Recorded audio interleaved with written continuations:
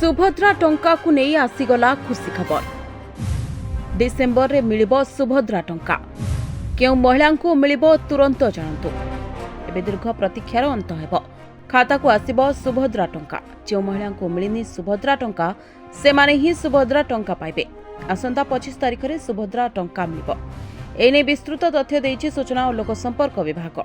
सुभद्रा योजना अधीन रे तृतीय पर्याय सुधा राज्यर मोट 80 लाख ऊर्ध्व हिताधिकारी को 5000 टंका लेखाएं प्रथम किस्ती अर्थ प्रदान करा जाई सारिथिबा बेले आगामी 25 तारिख रे चतुर्थ पर्याय रे हिताधिकारी अकाउंट को टंका पठाजिबा पई प्रस्तुति चलिछि। एथिपई नुआ आवेदनकारी समेत अद्यावधि सहायता पाई पारि नथिबा दरखास्तकारी आवेदन जांच प्रक्रिया को त्वरान्वित करने को निर्देश दिया जायछि।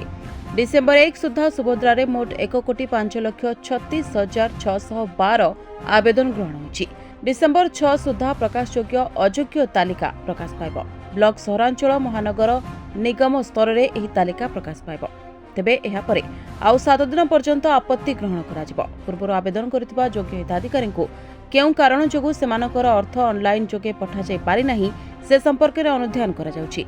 हिताधिकारी को सीधा सड़क अर्थ पठाइबारे रहुतबा समस्या संपर्क में अनुध्यान करबा पई अंगनवाड़ी कर्मचारी और बैंक मित्र आदि क्षेत्र स्तरीय जांच टीम कर्मकर्ता मानकु सेमानक पाखरे पहुंची सचेतनता भित्तिक कार्यक्रम बढ़ाइबाकू निर्देश दिया जायछि। सुभद्रा संपर्कित आपत्ति अभियोग सीधा सड़क बा ऑफलाइन ने ग्रहण करागले ताहाकू सुभद्रा पोर्टाल अपलोड कराजिबो, जद्वारा एहार त्वरित समाधान पाई सहायक हेब।